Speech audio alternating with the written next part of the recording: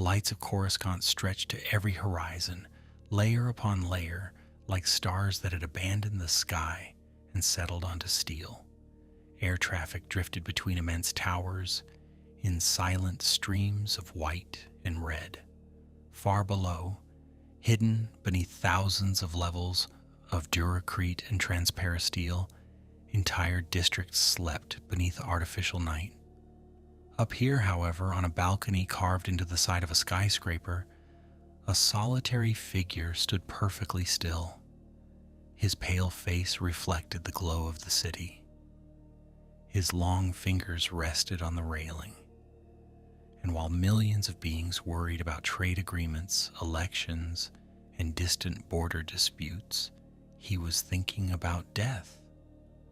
This is the story of Darth Plagueis, one of the most mysterious Sith Lords in the entire Star Wars canon. And for the next few hours, you can simply settle in, relax, and follow the shadows hidden behind the fall of the Republic. If you've joined this series before, mention which night you're on. If this is your first visit, claim Night 1. The strange thing about Plagueis is that his influence seems enormous, yet his presence is almost invisible. He appears nowhere in the films. He never commands a fleet on screen. He never ignites a lightsaber before an audience. And yet the closer you look at the final decades of the Galactic Republic, the more his shadow seems to stretch across everything. What does not add up about Darth Plagueis? Why does a character who barely appears in canon seem to sit at the center of so many mysteries surrounding Palpatine, Anakin Skywalker, and the rise of the Sith? To answer that question, you must begin not with a battle or a duel, but with a conversation. The year is 19 BBY, 19 years before the Battle of Yavin that will destroy the first Death Star. The Clone Wars are nearing their end. The Galactic Republic is exhausted. And in the heart of Coruscant, Supreme Chancellor Palpatine takes Anakin Skywalker to the galaxy's Opera House. The opera itself is unforgettable. Giant glowing spheres float above a dark stage. Strange music echoes through the vast chamber. Senators and aristocrats sit beneath soft lights while performers move through carefully choreographed displays of color and motion. It is here, in one of the most elegant locations in the galaxy, that Palpatine quietly tells Anakin a story. Not a story about war, not a story about politics, a story about a Sith Lord. Leaning toward the young Jedi, Palpatine asks a question that changes the course of galactic history. Did you ever hear the tragedy of Darth Plagueis the Wise? For viewers of Revenge of the Sith, the scene is unforgettable because of what follows. Palpatine describes a Sith Lord who became so powerful and so knowledgeable that he could influence the midichlorians to create life. According to Palpatine, this same Sith Lord learned how to keep those he cared about from dying. He possessed abilities so extraordinary that they seemed to blur the boundary between life and death itself. Then comes the twist. Plagueis taught his apprentice everything he knew, and eventually that apprentice killed him in his sleep. The tragedy is simple. The implications are enormous. What makes the scene fascinating is that canon never fully confirms how much of the story is true. Palpatine is not an impartial historian. He is Darth Sidious, a Sith Lord, manipulating Anakin during one of the most vulnerable periods of his life. Anakin has already begun suffering visions of Padme Amidala dying in childbirth. Years earlier, he experienced similar visions before the death of his mother, Shmi Skywalker. This time, he is desperate to prevent the future he sees.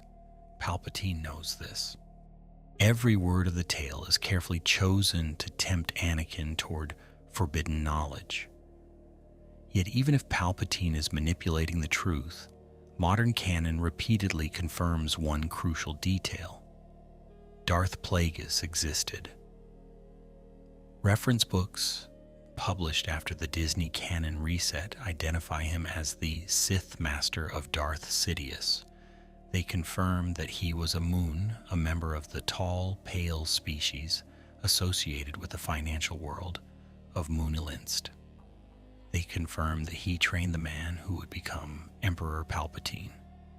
Beyond those foundations, however, the details become remarkably thin. The gaps are where the mystery begins. The silence surrounding Plagueis feels deliberate. Consider how much is known about other Sith. Darth Maul's origins are explored across the Clone Wars, comics, novels, and live-action appearances. Count Dooku receives extensive backstory connecting him to the Jedi Order and the Republic's decline. Even ancient Sith, such as Darth Bane, are openly referenced in canon. Plagueis remains different. His life exists mostly at the edges of the narrative. It is as though Star Wars repeatedly invites you to look toward him, then carefully refuses to reveal everything hidden in the darkness. There is, of course, an older answer. Before 2014, in the Legends continuity that is no longer canon, the novel Darth Plagueis by James Luceno presented a detailed biography of the character. It explored his life, his experiments, his relationship with Palpatine, and his role in galactic events. Many fans still consider it one of the finest Star Wars novels ever written, but it remains Legends. Some elements may eventually inspire future canon stories, while others may never return. For this journey, we stay anchored in established canon and treat the older material only as an interesting parallel, not as confirmed history. When you strip away the Legends details and examine only what canon firmly provides, a surprising picture emerges. Darth Plagueis is not remembered for conquering worlds. He is not remembered for commanding armies. He is remembered for knowledge, specifically knowledge concerning life itself. That distinction matters. Throughout Star Wars history, the Sith seek power through domination. They gather weapons, fleets, followers, and secrets. Plagueis seems to have pursued something different. His reputation centers on understanding the deepest mechanisms of existence. The word midi-chlorian first entered Star Wars canon in 32 BBY during the events of The Phantom Menace. When Qui-Gon Jinn tests Anakin Skywalker's blood on Tatooine, he discovers an unprecedented midi-chlorian count. He explains that midi-chlorians are microscopic life forms living inside cells. Through them, living beings connect to the Force. For the Jedi, this relationship is sacred. The Force surrounds life and flows through it. Plagueis, if Palpatine's story contains truth, approached the matter differently. He sought not communion with life, but mastery over it. That ambition reveals something essential about the Sith mindset. The Jedi accept death as part of the natural order. In Revenge of the Sith, Yoda tells Anakin that death is a natural part of life and advises him to rejoice for those who transform into the Force. Anakin cannot accept that answer. His fear is too great. His attachment is too strong. Palpatine recognizes this immediately. When he speaks of Plagueis, he is not merely recounting history. He is presenting an alternative philosophy, one that promises control where the Jedi offer acceptance. And so the mystery begins with a contradiction. A Sith Lord supposedly discovered secrets powerful enough to challenge death itself. A Sith Lord supposedly learned abilities unlike anything openly demonstrated elsewhere in the saga. A Sith Lord supposedly became wise enough to manipulate life on a fundamental level, yet almost nothing remains of him. No monuments, no surviving empire, no public legacy, only fragments, only whispers. And as the endless lights of Coruscant shimmer beneath the balcony, the question lingers quietly in the darkness. If Darth Plagueis truly possessed such extraordinary power, why did history almost forget him at all? Why would a Sith Lord choose the life of a financier instead of a conqueror? At first glance, the question feels almost contradictory. When most people picture the Sith, they imagine black robes, crimson lightsabers, and battlefields illuminated by fire. They think of Darth Vader marching through smoke aboard the Tantive 4 in 0BBY, or Darth Maul igniting a double-bladed lightsaber on Naboo in 32BBY. Darth Plagueis seems different. Even the fragments of canon that survive point not toward warfare, but toward influence, not toward armies, but systems. The key lies in his species. Canon identifies Darth Plagueis as a moon, one of the tall, pale inhabitants associated with the world of Moonalinst. The moons are not known for warrior traditions. Instead, they occupy a unique position within galactic civilization. Across both canon and older lore, Moonalinst is tied to finance, banking, and economic power. By the final centuries of the Republic, financial institutions have become nearly as influential as governments themselves. Credits move across hyperspace routes more efficiently than armies, and the beings who control those flows of wealth often shape events long before politicians realize what is happening. To understand Plagueis, you must first understand the Republic he inhabited. By the decades before the Phantom Menace, the Galactic Republic has existed for roughly 1,000 years since the defeat of the Sith in the era of Darth Bane. On the surface, it appears stable. The Senate functions. Trade flows between thousands of star systems. The Jedi Order serves as guardian of peace from the temple on Coruscant. Yet beneath that stability, cracks are spreading through the foundation. Bureaucracy has become immense. Corruption has become routine. Entire sectors feel abandoned by a government that struggles to govern a galaxy. Organizations such as the Trade Federation, the Commerce Guild, the Techno Union, and the Intergalactic Banking Clan accumulate extraordinary influence during this period. Many citizens no longer distinguish between corporate authority and governmental authority. The Senate depends upon commercial interests. Commercial interests depend upon political favors. Endless negotiations produce endless compromises. Looking back from the era of the Empire, it becomes easy to see how vulnerable the system had become. The Republic still looked strong from the outside. Inside, however, it was increasingly fragile. This environment helps explain why a Sith Lord like Plagueis could be far more dangerous than a battlefield commander. The Sith had already tried open conquest countless times throughout galactic history. They had fought wars. They had raised empires. They had challenged the Republic directly. Those efforts ended in failure. Darth Bane's rule of two emerged from that failure. One master, one apprentice, hidden rather than visible, patient rather than reckless.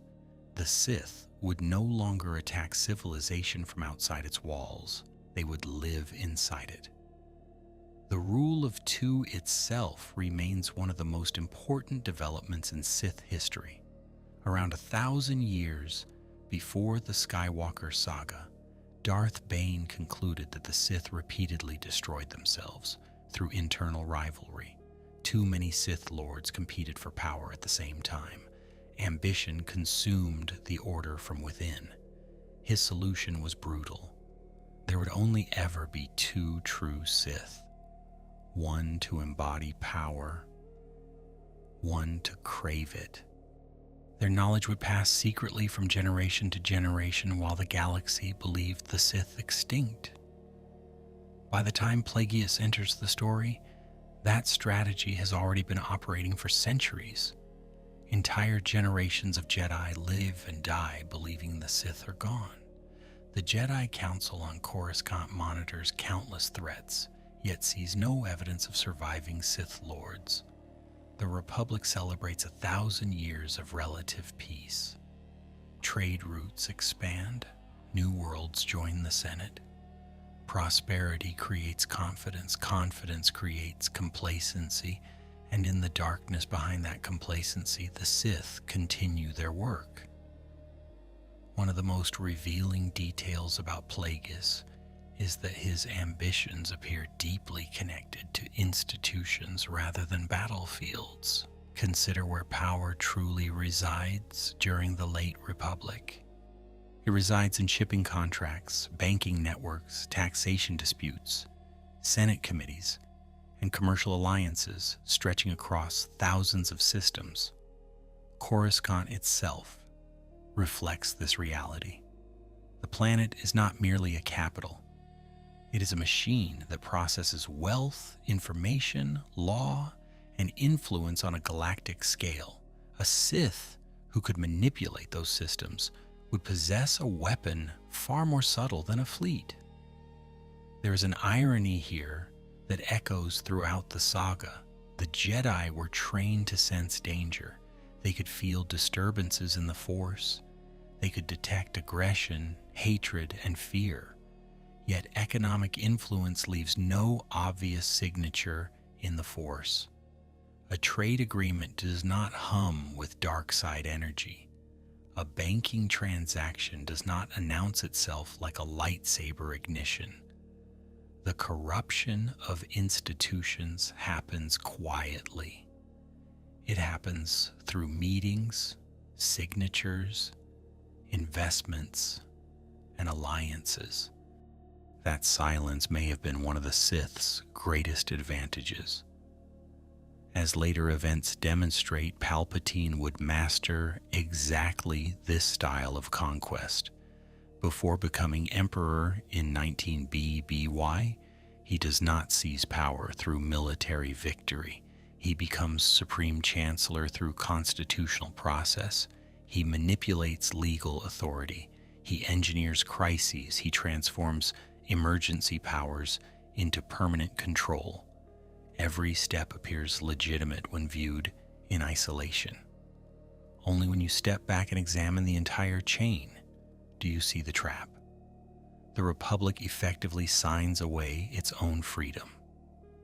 This raises an intriguing possibility about Plagueis' influence. Canon never states that he directly orchestrated every stage of the Republic's decline. It does, however, place him at the center of the Sith lineage that produced Darth Sidious. The apprentice did not invent his methods in a vacuum. He learned from a master. He inherited knowledge accumulated across generations. Whether Plagueis designed every detail or simply shaped the philosophy behind it, the fingerprints of patient, systemic manipulation seem impossible to ignore. Many fans imagine Sith power as lightning exploding from fingertips or star destroyers emerging from hyperspace. Those images are dramatic. They are memorable. Yet the fall of the Republic reveals something more unsettling. The galaxy was not conquered in a single battle. It was guided, redirected, and weakened over decades. The people of the Republic continued working, traveling, trading, and voting, while the trap slowly closed around them. Most never realized it was happening. And if Darth Plagueis truly understood that lesson better than anyone else, then the pale figure standing above Coruscant begins to look far more dangerous. Not because he could destroy a city, countless weapons could accomplish that. Not because he could defeat a Jedi in combat, many Sith could claim the same. His true strength may have been recognizing that the most effective way to control a galaxy is to convince the galaxy it remains free, which leads to an even deeper mystery, one that reaches beyond politics and into the Force itself. What exactly did Plagueis discover that made even death seem negotiable? What exactly did Darth Plagueis discover that frightened even the Sith? It is a remarkable question because the Sith are not easily frightened. Across the history of Star Wars, Sith Lords embrace forbidden knowledge, dangerous artifacts and powers that most beings would never dare approach. Darth Sidious studies ancient dark side secrets. Count Dooku abandons the Jedi Order to pursue forbidden paths. Even Darth Vader, trapped within a life support suit after Mustafar in 19 BBY, continues searching for ways to bend the Force to his will. Yet when Palpatine speaks of Plagueis in the galaxy's opera house, his tone carries something unusual. Not fear exactly, respect. The most famous claim is also the most mysterious. According to Palpatine, Plagueis learned to influence the midichlorians to create life. The statement lasts only a moment within Revenge of the Sith, but it opens one of the largest mysteries in the entire saga. The films never explain the process. No demonstration is shown. No Jedi scholar discusses it. The audience is left with a simple assertion. A Sith Lord became so knowledgeable that he could affect the fundamental relationship between life and the Force itself. To appreciate how extraordinary that claim is, it helps to remember how rare genuine Force miracles are in canon. Jedi can move objects, sense emotions, enhance reflexes, and glimpse possible futures. Powerful masters such as Yoda and Mace Windu perform feats that seem impossible to ordinary beings. Sith can unleash Force lightning, manipulate minds, and sustain themselves through hatred. Yet creating life is something else entirely. It is not merely using the Force. It is altering the foundation upon which life exists. The Force itself occupies a unique place in Star Wars cosmology. As Obi-Wan Kenobi explains in A New Hope, it is an energy field created by all living things. It surrounds life and penetrates it. It binds the galaxy together. The Jedi view themselves as servants of that current. Their teachings emphasize harmony, discipline, and surrender to its will. The Sith take the opposite approach. They seek domination. They seek control. They seek the ability to force reality into the shape they desire. That difference in philosophy becomes increasingly important when examining Plagueis. If Palpatine's account is accurate, then Plagueis was attempting something profoundly unnatural even by Sith standards. He was not simply drawing strength from the dark side, he was trying to command the mechanisms through which life emerges. In a galaxy where the Force is intertwined with every living being, such an ambition borders on cosmic arrogance. It is one thing to command armies. It is another to command existence itself. The second claim is equally fascinating. Palpatine tells Anakin that Plagueis could keep the ones he cared about from dying. Notice the phrasing. He does not say Plagueis achieved immortality. He does not say Plagueis conquered death completely.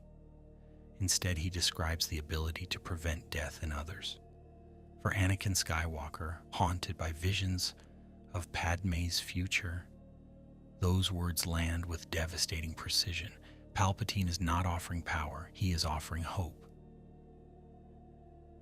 By 19 BBY, Anakin has already experienced the consequences of helplessness. In Attack of the Clones, set in 22 BBY, he receives visions of his mother suffering on Tatooine. He races across the galaxy but arrives too late. Shmi Skywalker dies in his arms after being tortured by Tusken Raiders. The trauma leaves a permanent scar.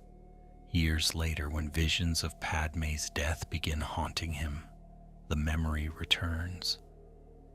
He cannot bear the possibility of losing someone he loves again. Palpatine understands this weakness better than anyone. What often gets overlooked is that the entire Opera House conversation functions as a carefully designed temptation. Palpatine never openly says, "Join the Sith." Instead, he presents a problem and hints at a solution.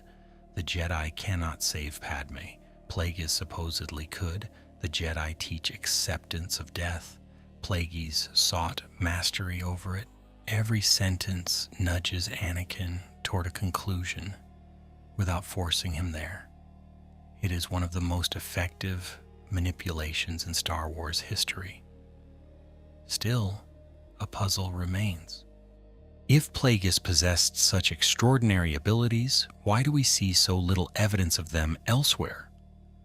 Canon contains many examples of Sith pursuing survival beyond death. Darth Momin's consciousness becomes bound to a mask. Ancient Sith artifacts preserve echoes of their creators.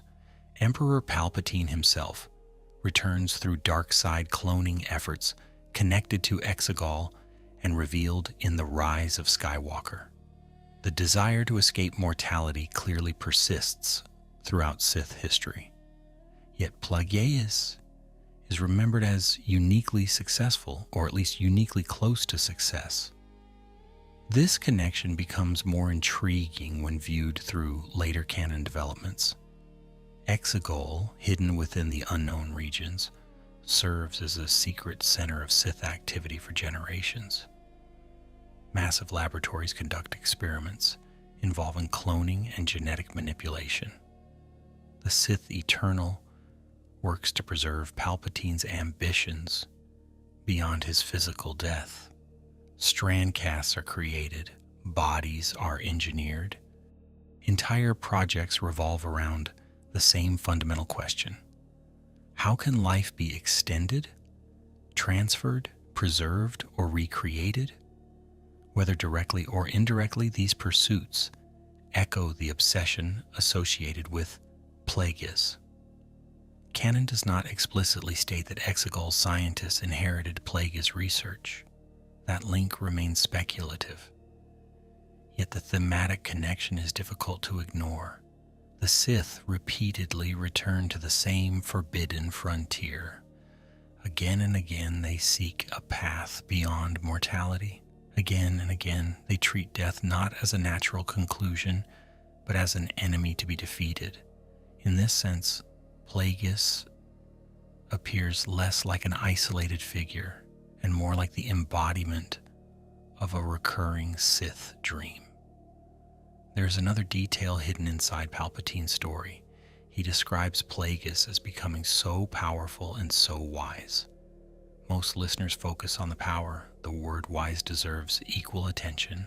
Wisdom suggests patience, study, years of observation. The image that emerges is not of a warrior charging into battle, but of a scholar peering into secrets older than the Republic itself. Somewhere in forgotten chambers, beneath the noise of galactic politics, a Sith Lord spent years attempting to understand the deepest mysteries of existence. And that brings us to one of the greatest unanswered questions in Star Wars. If Plagueis truly learned to influence life itself, then what were the consequences of those experiments? Did he merely uncover forbidden knowledge, Did he alter something within the Force? Or did his actions trigger events that neither he nor his apprentice could control?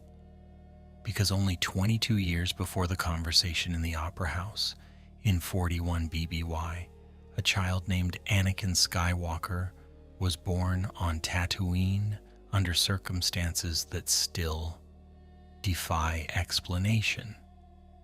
Did Darth Plagueis accidentally help create the very being destined to destroy the Sith? Few questions in Star Wars generate more debate, and few are surrounded by more misunderstanding. The mystery begins on a remote desert world at the edge of civilized space. Tatooine lies far from the Senate, far from Coruscant, and far from the centers of power that dominate galactic affairs. Yet in 41 BBY, one of the most important births in galactic history takes place there. The circumstances are unlike anything else in the saga. When Qui-Gon Jinn meets Shmi Skywalker in The Phantom Menace, he asks a simple question. Who was Anakin's father? Shmi's answer is equally simple. There was no father. She carried the child, she gave birth to him, and she raised him. Beyond that, no explanation is offered. The statement stands as one of the clearest mysteries in Star Wars canon. Neither the films nor the television series provide a biological father for Anakin Skywalker. The significance of that mystery becomes apparent almost immediately. After testing Anakin's blood, Qui-Gon discovers a midi-chlorian count higher than any he has encountered. The result shocks him. The Jedi Order has spent centuries studying Force sensitivity, yet this child appears extraordinary, even by their standards. When Qui-Gon later presents Anakin before the Jedi Council on Coruscant in 32 BBY, discussion quickly turns toward an ancient prophecy. Could this boy be the Chosen One?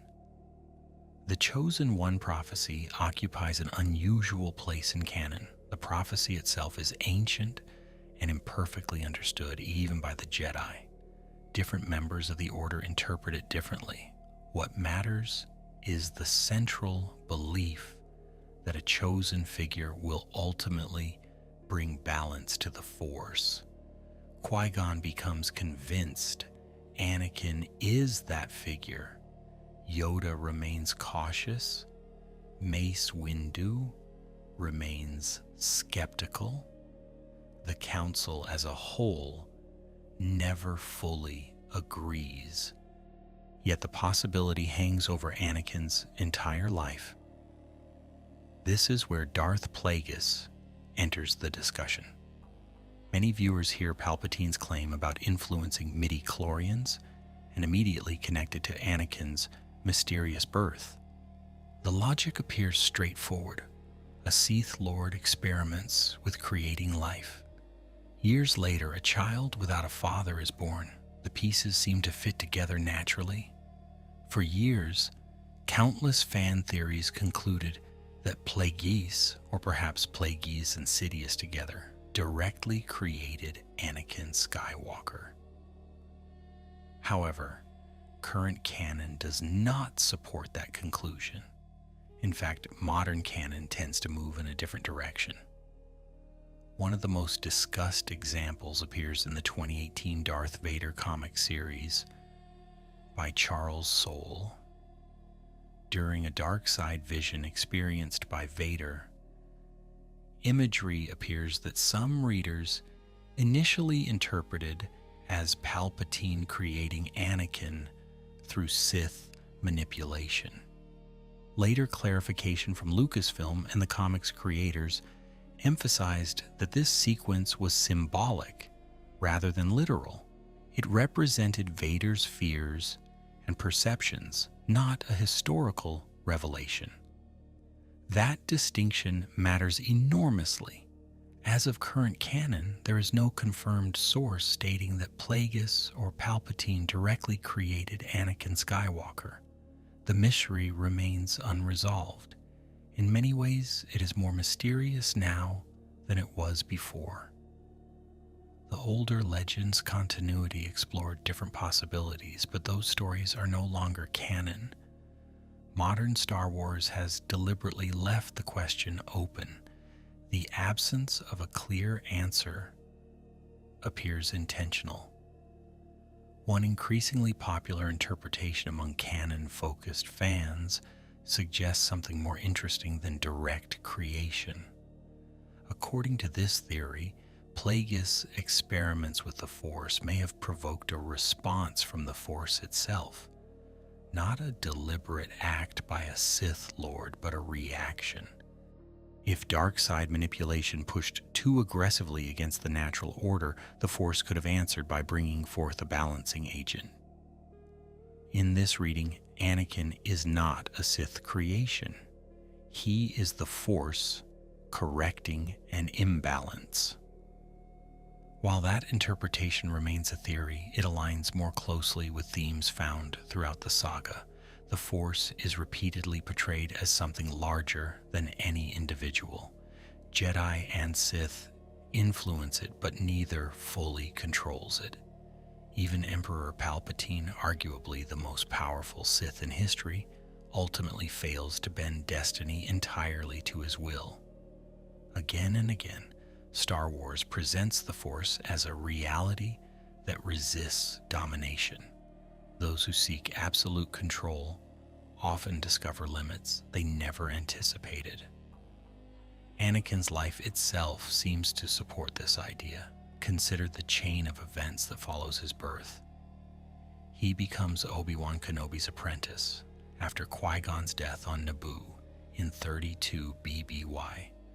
He grows into one of the Republic's greatest heroes during the Clone Wars between 22 and 19 BBY. He falls to the dark side and becomes Darth Vader. He helps destroy the Jedi Order. For decades, it appears the prophecy has failed completely. Yet in Return of the Jedi, set in 4 ABY, he turns against Palpatine and sacrifices himself to save Luke Skywalker. That final act remains one of the defining moments in Star Wars canon. Vader destroys Darth Sidious aboard the second Death Star, above Endor. The Emperor falls into the reactor shaft. Vader dies shortly afterward, redeemed through his choice to save his son.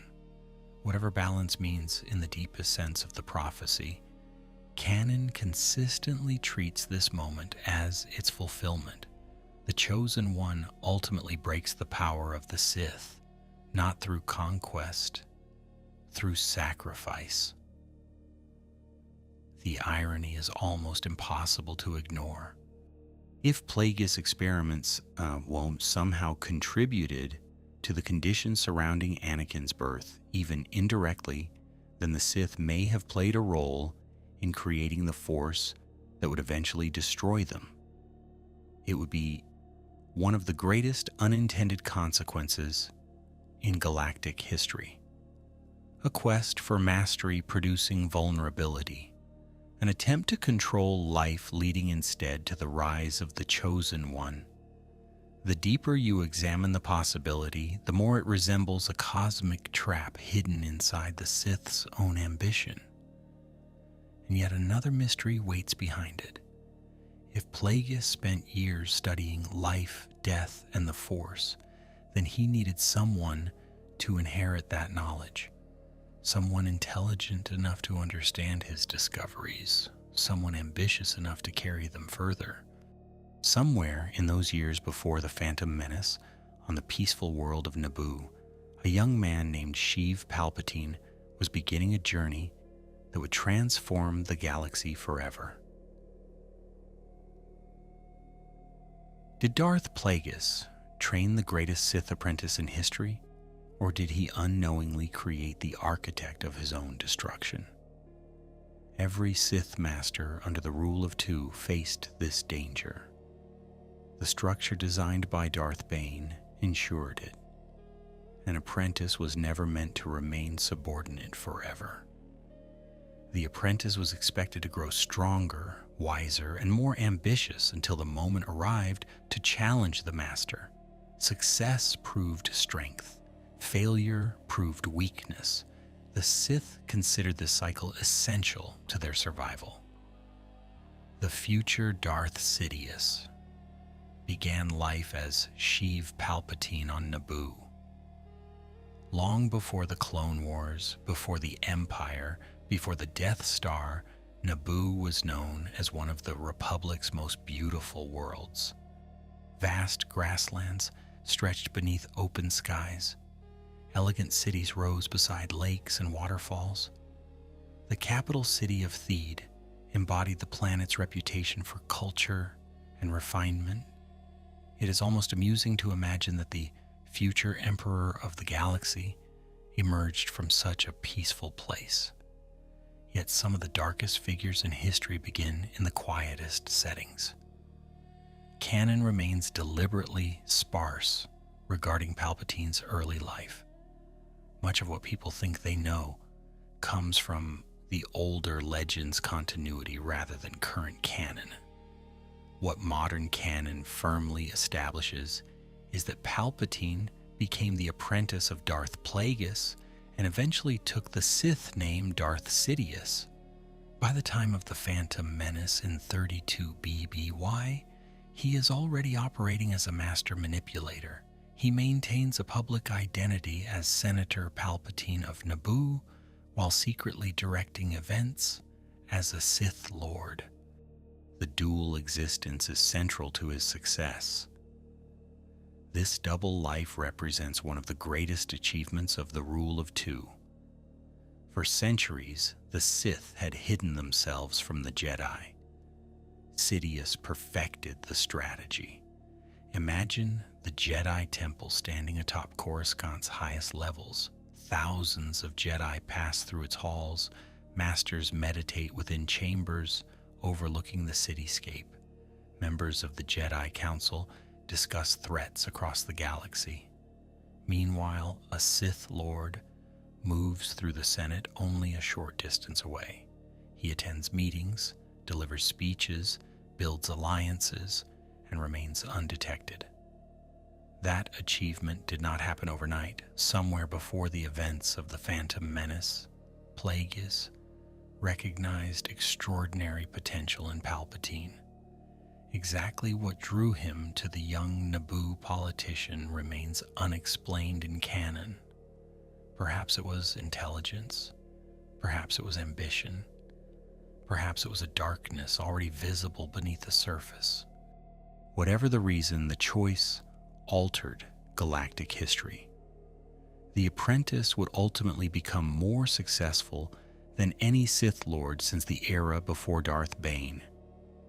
One clue to their relationship appears in Palpatine's behavior throughout the prequel trilogy. Sidious demonstrates remarkable patience. He thinks in decades rather than days. He constructs plans within plans. Consider the Naboo crisis of 32 BBY. To the galaxy, it appears to be a dispute involving taxation of trade routes and a blockade imposed by the Trade Federation. In reality, Sidious manipulates both sides. He pressures the Trade Federation through his Sith identity while publicly presenting himself as Naboo's concerned senator. The crisis elevates him politically. Every move serves multiple purposes. This method feels consistent with what little we know about Plagueis. Neither master nor apprentice relied primarily on military conquest. Both appear focused on systems, institutions, and long-term influence. When Sidious eventually rises to become Supreme Chancellor, he does so legally. The Senate votes him into office.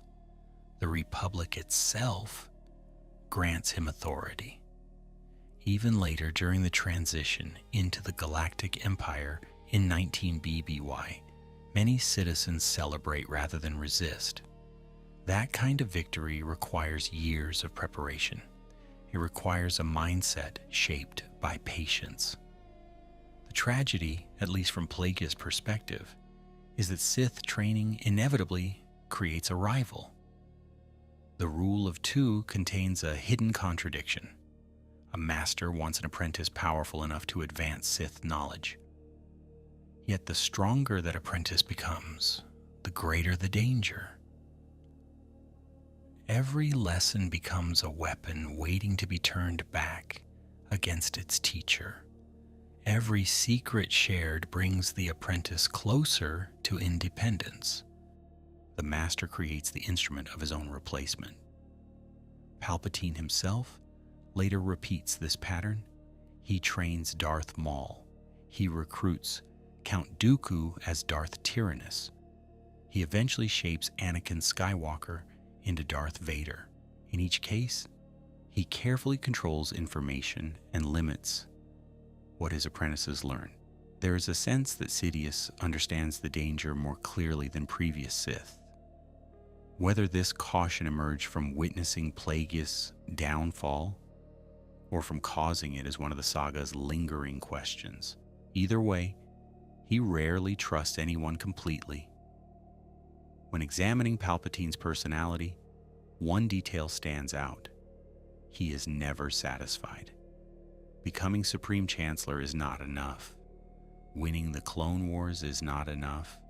Creating the Galactic Empire is not enough. Building the Death Star is not enough. Even after ruling the galaxy, he continues seeking greater power through ancient Sith knowledge, Exegol's hidden projects, and experiments connected to immortality. This relentless hunger suggests a student who absorbed the lessons of Plagueis extremely well, perhaps too well. There is a fascinating contrast between master and apprentice. Plagueis is remembered for studying life and death. Sidious is remembered for studying power. The two goals overlap, but they are not identical. One seeks understanding, the other seeks domination. If Palpatine's account of his master contains even partial truth, then Plagueis may have viewed knowledge as the ultimate prize. Sidious viewed knowledge as a tool. Every discovery mattered only if it increased his control. That distinction would shape the fate of the galaxy. By the time the Republic enters its final decades, the partnership between Plagueis and Sidious has likely become one of the most dangerous alliances in galactic history. A Sith master obsessed with the deepest mysteries of the Force, an apprentice gifted with unmatched political cunning. Together they stand behind a transformation that few citizens can even perceive. Senators debate legislation. Jedi investigate distant crises. Trade routes remain busy. Yet beneath the surface, invisible hands are already rearranging the future. And that raises a troubling possibility. What if the collapse of the Republic was never a sudden event at all? What if the crisis on Naboo, the Clone Wars, and the rise of the Empire were merely the visible stages of a plan already taking shape years earlier? If that is true, then the influence of Darth Plagueis extended far beyond secret experiments with the Force. It reached into the very machinery of galactic civilization itself. Was Darth Plagueis already helping to engineer the Republic's collapse decades before the Clone Wars ever began? When you look at the final years of the Republic from a distance, the answer seems obvious. Everything appears connected. The Naboo crisis in 32 BBY leads to Palpatine becoming Supreme Chancellor. The Separatist movement grows throughout the following decade. The Clone Wars erupt in 22 BBY. Emergency powers accumulate in the Chancellor's office. The Jedi become military commanders. Then in 19 BBY, the Republic transforms into the Galactic Empire. The sequence feels almost too precise to be accidental. The remarkable thing is that most citizens never recognize the danger while it was happening. Imagine living on Coruscant during those years. Freight traffic continues flowing through the planet's endless sky lanes. Senators still debate legislation. Businesses remain open. Family plan futures. Daily life proceeds much as it always has. Even after the invasion of Naboo, many citizens view the crisis as an isolated political dispute rather than the opening move in a much larger game. The galaxy sees events. The Sith see patterns. The Naboo crisis itself reveals how effective this strategy had become. In The Phantom Menace, the Trade Federation imposes a blockade around Naboo over taxation disputes affecting trade routes. Publicly, the Federation appears motivated by economics and politics. Secretly, Darth Sidious manipulates its leadership. Newt Gunray believes he is serving a powerful ally. In reality, he is a disposable piece on a board he cannot see. The blockade creates fear, outrage, and instability. Most importantly, it creates opportunity. Palpatine's response is masterful. Rather than opposing the crisis directly, he uses it. Queen Padme Amidala arrives on Coruscant seeking help from the Senate. She encounters bureaucracy, delays, and political maneuvering. Frustrated by Chancellor Finis Valorum's inability to act decisively, she supports a vote of no confidence. The motion succeeds. Valorum falls. Palpatine rises. From the perspective of the public, it appears to be a legitimate democratic transition. Behind the scenes, the Sith have just advanced another step toward power. This method becomes a recurring pattern. Crisis creates fear. Fear creates demand for stronger leadership. Stronger leadership centralizes authority. Authority becomes power. The process unfolds gradually enough that each individual step appears reasonable. One emergency measure leads to another. One compromise leads to another. Few people ever stop to examine the destination. By the time they do, the system has already changed. The Jedi Order struggles to recognize what is happening. This failure is one of the most tragic elements of the prequel era. The Jedi are not foolish. They are experienced guardians who have protected the Republic for generations. Masters such as Yoda, Mace Windu, Ki-Adi-Mundi, and Plo Koon possess immense wisdom and experience. Yet they are trained to identify immediate threats. The danger facing them now is systemic. It hides within institutions rather than battlefields. Throughout The Phantom Menace and Attack of the Clones, the Jedi repeatedly sense that something is wrong. They speak openly about the dark side clouding their vision. Yoda acknowledges the problem. Mace Windu acknowledges it. The Council investigates evidence pointing toward a Sith presence. Yet every discovery arrives too late or reveals only a fragment of the truth. The Sith are no longer attacking the Republic from outside. They are operating from its center. This is where Darth Plagueis becomes especially intriguing. Canon never shows him directing the Naboo crisis. Canon never places him inside Senate chambers or secret negotiations. Yet his influence may be visible through the methods employed by his apprentice. Palpatine's genius lies not in inventing chaos, but in channeling it. He identifies weaknesses already present within the Republic and amplifies them. Such a philosophy feels consistent with a mentor who understood institutions as deeply as he understood the Force. Consider the separatist crisis that emerges after the Phantom Menace. Entire star systems begin losing faith in the Republic. Frustration grows over corruption, taxation, and political stagnation. Count Dooku becomes the public face of the Confederacy of Independent Systems. To many citizens, the movement appears legitimate. They are not joining the Separatists because they love the Sith. Most have no idea the Sith exist. They are joining because they believe the Republic has failed them. The brilliance of Sidious's strategy is that he secretly controls both sides. As Darth Sidious, he guides Count Dooku. As Supreme Chancellor Palpatine, he leads the Republic. When the Clone Wars begin at the First Battle of Geonosis in 22 BBY, the galaxy believes two opposing forces have collided. In reality, both sides are being manipulated by the same Sith Lord. The war devastates thousands of worlds while steadily concentrating authority in Palpatine's hands. It is one of the greatest deceptions in galactic history. The clones themselves become part of the trap. Ordered years earlier through a chain of events still shrouded in mystery, the clone army arrives precisely when the Republic needs it. The Jedi accept command positions because the alternative appears worse.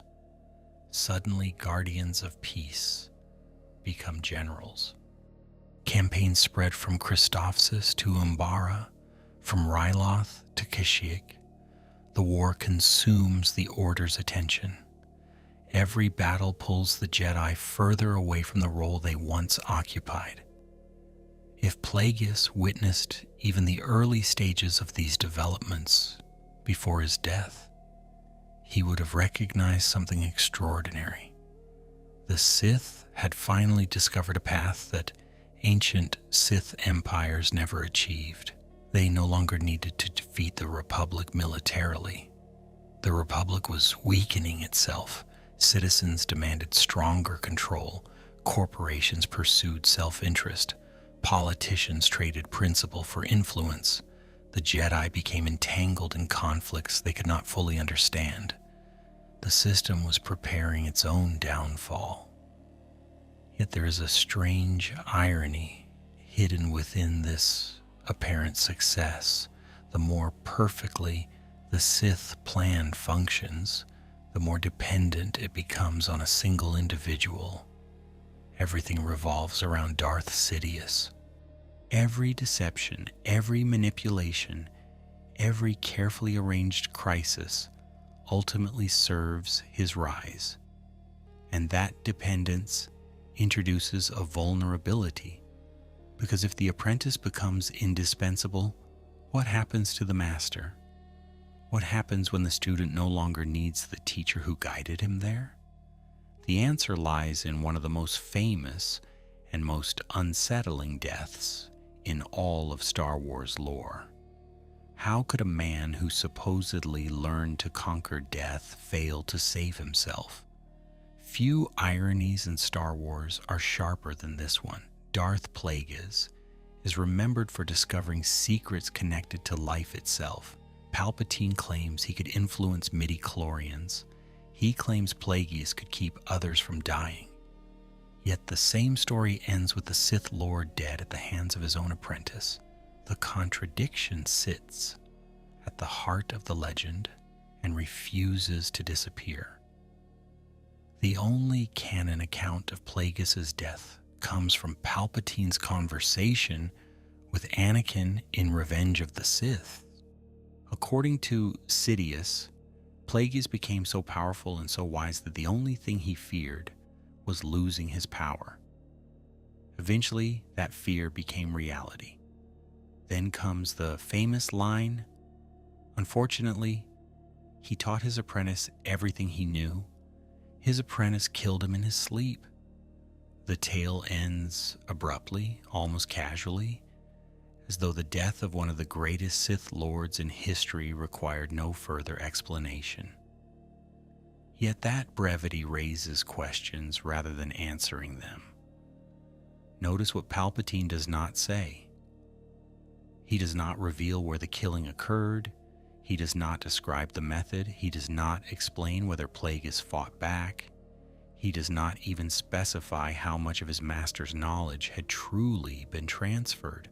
The audience receives only the conclusion. Everything else remains hidden behind the veil of Sith secrecy. What we do know is that such an outcome perfectly aligns with the rule of two. From Darth Bane onward, Sith apprentices were expected to challenge their masters eventually. This was not considered betrayal in the conventional sense. It was succession. The apprentice proved worthy by surpassing the teacher. The teacher proved unworthy by failing to remain superior. Ruthless as it sounds, the system was designed to ensure continual advancement. Every generation would produce a stronger Sith than the last. There is a chilling logic to this philosophy. The Jedi preserve wisdom through cooperation and tradition. Masters teach students who eventually become masters themselves. Knowledge belongs to the Order.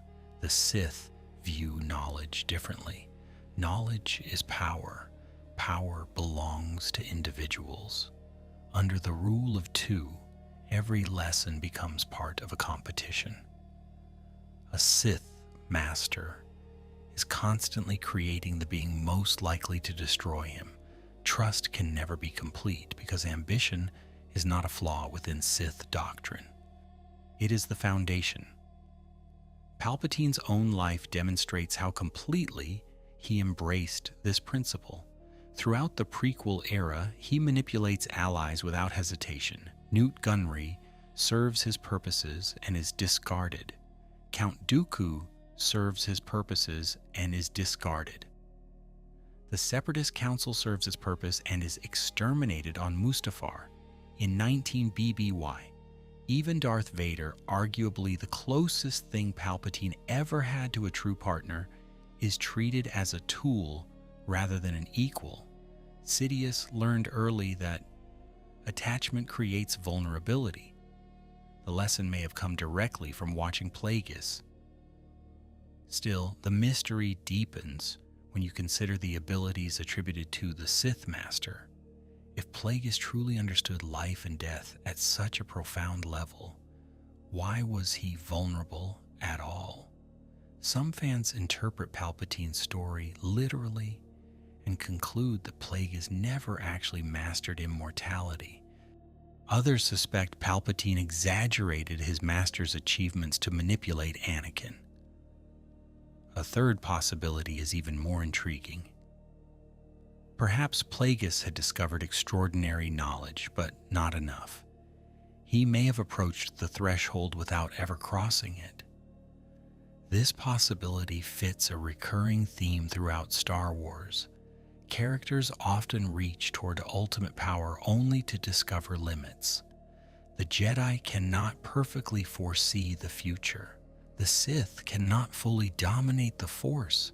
Even Palpatine's greatest victories contain hidden weaknesses. Again and again, the saga suggests that absolute control remains unattainable. Those who chase it become trapped by the pursuit itself. Plagueis may represent one of the clearest examples of that pattern. The image itself is haunting. Somewhere in the final years before the Phantom Menace, a Sith Lord who spent decades studying existence lies asleep. Around him are years of accumulated knowledge, secrets preserved through generations of the rule of two. Perhaps he believes his position secure. Perhaps he believes his apprentice remains loyal. Perhaps he's become convinced that his understanding of the Force places him beyond ordinary danger. Then the apprentice acts. Centuries of Sith tradition reach their inevitable conclusion. What makes the story especially unsettling is that Palpatine tells it without regret.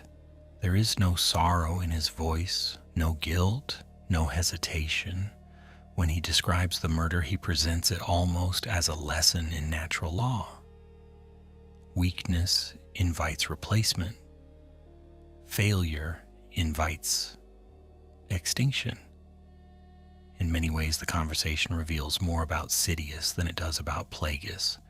It shows how completely he has embraced the Sith worldview. Even his own master becomes little more than a stepping stone toward greater power. There is another layer hidden beneath the surface. Throughout Revenge of the Sith, Palpatine uses the tragedy of Plagueis as bait. He never explicitly says that he himself was the apprentice responsible. He allows Anakin to draw conclusions gradually. The manipulation is subtle. Anakin becomes fascinated by the possibility of saving Padme. The story implants a question that refuses to leave him alone. If Plagueis discovered such knowledge, could that knowledge still exist somewhere? By the time Anakin pledges himself to Sidious as Darth Vader, the trap has already closed. He believes the Sith may hold answers the Jedi denied him. Yet one of the cruelest truths in the saga soon emerges. Palpatine never actually delivers the promised solution. Padme dies despite Anakin's fall. The power that tempted him remains elusive. In a sense, the tragedy of Darth Plagueis becomes the tragedy of Darth Vader as well. Both men reach for mastery over death. Neither achieves it. And yet the story refuses to end there.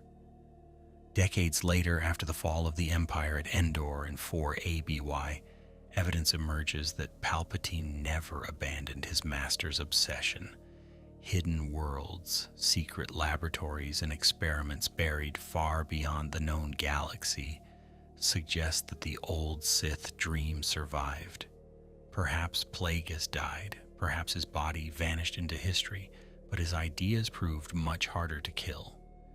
Did Darth Plagueis truly die, or did his ideas continue shaping the galaxy long after his death? In a literal sense, canon provides no evidence that Plagueis survived.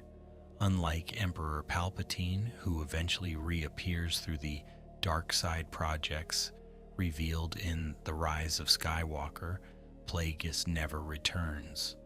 No hidden transmission emerges from the unknown regions. No secret cult announces his survival. No ancient chamber opens to reveal a preserved Sith Lord waiting in the shadows. His physical story appears to end before the events of the Phantom Menace. Yet ideas can travel farther than bodies. To see those echoes, you must look beyond the Republic and into the Imperial era. In 19 BBY, after executing Order 66 and destroying the Jedi Order, Emperor Palpatine finally achieves what generations of Sith had sought. The Republic is gone. The Galactic Empire stands in its place. Star Destroyers patrol major hyperspace lanes. Imperial governors gradually replace local authority. The Emperor controls the Senate, the military, and the institutions that once opposed him. From the outside, it appears that the Sith have won completely. Most rulers would stop there. Palpatine does not. Throughout his reign, evidence repeatedly suggests the political domination is only one part of his ambition. The Emperor remains obsessed with hidden knowledge. In comics, novels, and reference material, he seeks ancient Sith artifacts, forbidden Force lore, and locations strong in the dark side. Worlds such as Moraband, formerly known as Korriban in older continuity, attract his attention.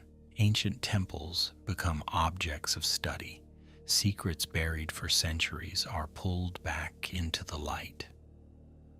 One striking example appears in the Darth Vader comic set after Revenge of the Sith. Palpatine sends Vader on missions connected to ancient Sith history and dark side relics. These journeys reveal an emperor who is still searching. Despite controlling the galaxy, he behaves less like a satisfied ruler and more like a scholar pursuing unfinished research. The throne room on Coruscant is not the final destination. It is merely a platform from which to continue the quest. This obsession eventually leads toward Exegol. Hidden deep within the unknown regions, Exegol remains concealed from the wider galaxy for decades. The planet is a world of perpetual storms, jagged black stone, and ancient Sith architecture. Vast citadels rise beneath lightning-filled skies. Gigantic shipyards construct vessels in secret. The atmosphere feels less like a military installation and more like a shrine dedicated to a single idea. Death is not final. Power can endure. The rise of Skywalker reveals the scale of these efforts. The Sith, eternal, serves Palpatine with fanatical devotion. Laboratories conduct experiments involving cloning technologies and artificial bodies. Failed creations float within tanks. Genetic engineering and dark side rituals appear intertwined. The Emperor's return itself depends on a fragile cloned vessel, incapable of fully containing his power. Even after decades of research, the solution remains imperfect. The dream of immortality continues to resist complete mastery. This is where the shadow of Plagueis becomes impossible to ignore. Canon never explicitly states that Exegol's projects originated with his teachings, yet the philosophical connection is unmistakable. Both Plagueis and Palpatine pursue the same forbidden frontier. Both reject the finality of death. Both seek ways to preserve consciousness, life, or power beyond natural limits. The technology changes, the methods evolve, the goal remains remarkably consistent. Consider how different this goal is from the Jedi understanding of existence. After death, figures such as Qui-Gon Jinn, Yoda, Obi-Wan Kenobi, and eventually Luke Skywalker become one with the Force. Their identities persist through harmony rather than domination. They do not imprison themselves within machinery or engineered bodies. They surrender to something larger. The Sith reject that path. To them, surrender resembles defeat. They seek continuation through control rather than acceptance. The contrast becomes especially clear when comparing two moments separated by decades. In Return of the Jedi, Luke Skywalker throws away his lightsaber before the Emperor and refuses to kill his father. He chooses compassion over domination. In The Rise of Skywalker, Palpatine still seeks ways to extend his existence at any cost. One path releases control, the other clings to it desperately. These opposing philosophies have been in conflict since the earliest days of the saga. There is another fascinating detail hidden within Palpatine's behavior. Despite all his research, all his laboratories, and all his resources, he never speaks, as though the problem has been completely solved. He experiments, he adapts, he searches. The process feels ongoing. This suggests that even if Plagueis achieved remarkable discoveries, those discoveries were incomplete. The ultimate secret remained just beyond reach. Generation after generation of Sith moved closer without fully crossing the threshold. Some fans have proposed a compelling theory. They argue that Plagueis' greatest legacy was not a specific technique or experiment, but a change in Sith priorities. Earlier Sith often focused on conquest and warfare. Plagueis redirected attention toward existence itself. In this interpretation, every cloning project, every immortality experiment, and every dark side attempt to transcend death can be traced back to the questions he helped popularize, The theory remains speculative, but it aligns surprisingly well with the evidence canon provides.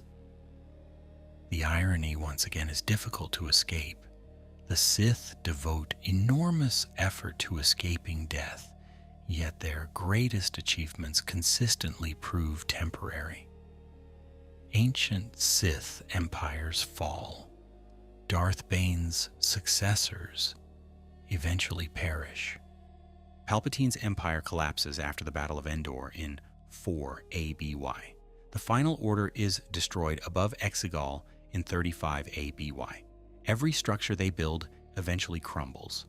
What survives are the consequences of their actions, the ripples spreading outward through history. And that brings us to the final mystery surrounding Darth Plagueis. If he failed to achieve true immortality, if his apprentice ultimately replaced him, and if the Sith Empire itself eventually fell, then what was his real achievement? Perhaps the answer has nothing to do with living forever. Perhaps the hidden truth lies in how thoroughly he transformed the course of galactic history without ever standing at its center. What if Darth Plagueis' greatest achievement was not immortality at all, but creating the conditions that allowed both the rise and the destruction of the Sith?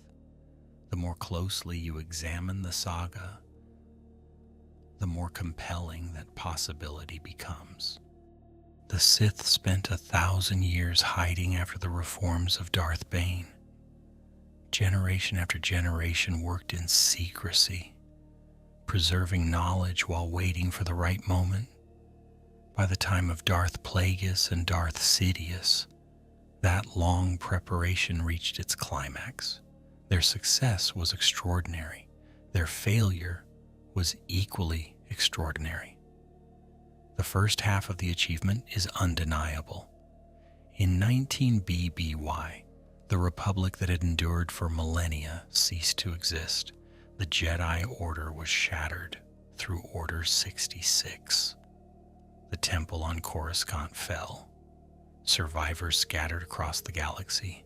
Emperor Palpatine stood before the Senate and announced the birth of the First Galactic Empire. Citizens applauded. Many genuinely believed security and stability had finally arrived.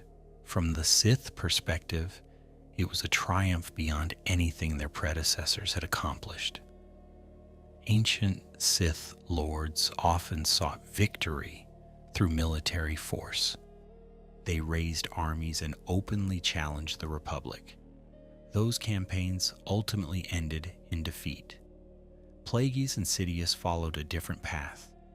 They transformed existing institutions rather than replacing them outright. The Senate became the Empire. Republic warships became Imperial fleets. Clone troopers became stormtroopers. The machinery of government continued operating, but its purpose changed. The transition was so seamless that much of the galaxy barely understood what had happened until it was too late. That transformation reveals why Plagueis remains such a fascinating figure. Even though canon gives him very little screen time, his fingerprints seem present everywhere. The obsession with manipulating systems rather than confronting them directly, the focus on knowledge rather than brute force, the pursuit of hidden influence rather than public glory. These characteristics define the strategy that ultimately brought the Republic down. Whether Plagueis personally designed every element of that strategy matters less than the fact that he helped shape the apprentice who carried it forward. Yet the second half of the story is where the irony emerges. The Sith achieve everything they wanted and still fail. Palpatine rules the galaxy. The Jedi are scattered. Opposition appears crushed. Even after the Battle of Yavin in 0 ABY destroys the first Death Star, the Empire remains powerful. The Rebel Alliance struggles to survive. By every conventional measure, The Sith should have won. Instead, the seeds of defeat are already growing inside the victory. The crucial flaw lies in the Sith philosophy itself. Their system depends on domination, fear, and control. These tools create obedience, but they rarely create loyalty. Consider the relationships that ultimately determine the fate of the galaxy. Luke Skywalker refuses to abandon his father. Leia Organa refuses to surrender to despair. Han Solo returns to help the rebellion despite every reason to walk away. The bonds that save the galaxy emerge from trust and compassion rather than power. The Sith consistently underestimate those forces. This pattern reaches its climax aboard the second Death Star above Endor in 4 ABY. Emperor Palpatine believes he has engineered the perfect victory. The rebel fleet is trapped. The Death Star is operational.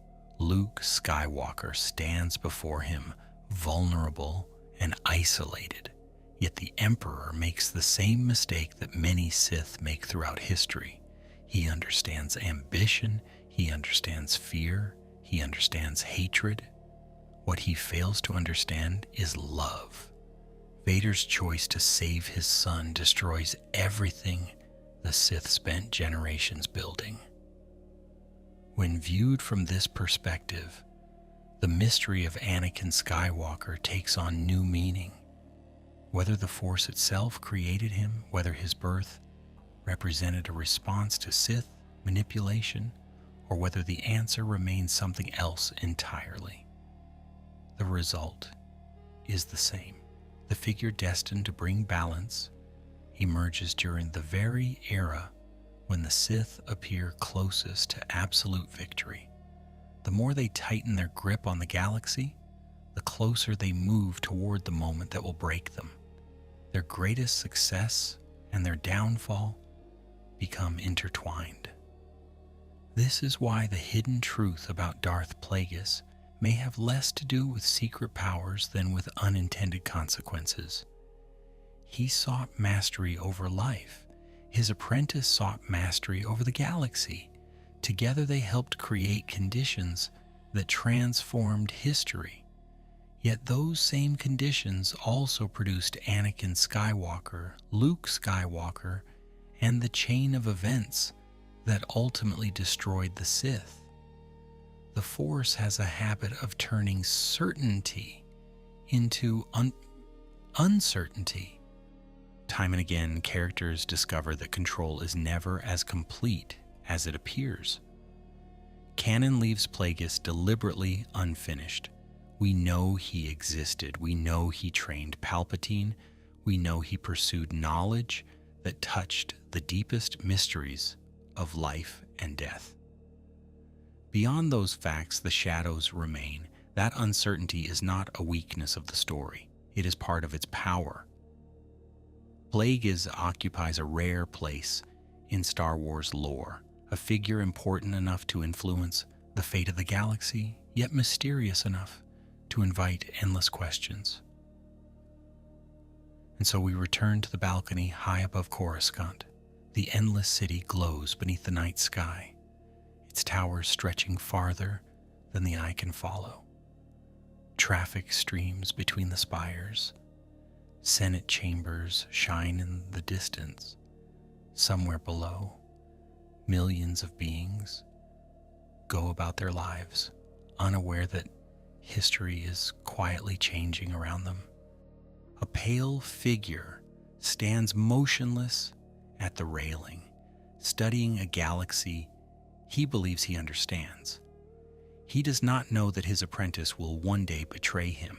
He does not know that a child will be born on Tatooine. He does not know that the Sith will rise higher than ever before, only to fall again. The lights of Coruscant continue to burn, and in their reflection, the hidden truth of Darth Plagueis finally becomes clear. The most powerful plans in Star Wars are often undone not by weakness, but by consequences their creators never saw coming. The story of Darth Plagueis feels at first like a story about immortality. A Sith Lord searches for the secret of life. An apprentice hungers for forbidden knowledge. Entire generations chase the dream of escaping death. Yet when you sit with the tale long enough, a different pattern begins to emerge. The deeper current beneath the surface is not really about living forever. It is about control. Plagueis sought control over life. Sidious sought control over a galaxy. Anakin sought control over loss. And in every case, the desire itself became the beginning of the tragedy. What makes Star Wars enduring is that the Force never behaves like a machine. It cannot be mastered in the way a starship can be mastered, or a government, or an army. The Jedi often misunderstand it. The Sith misunderstand it even more profoundly. Again and again, powerful figures believe they have finally bent destiny into the shape they desire, only to discover that life continues unfolding beyond their calculations. The future remains alive. Choice remains alive. The Force remains larger than any philosophy that tries to contain it. That is why Plagueis occupies such an unusual place in the saga. He is not remembered for a great battle. He is not remembered for conquering worlds. He is remembered for standing at the edge of a mystery. He gazed farther into the darkness than most beings ever dared. He studied questions that frightened Jedi and fascinated Sith.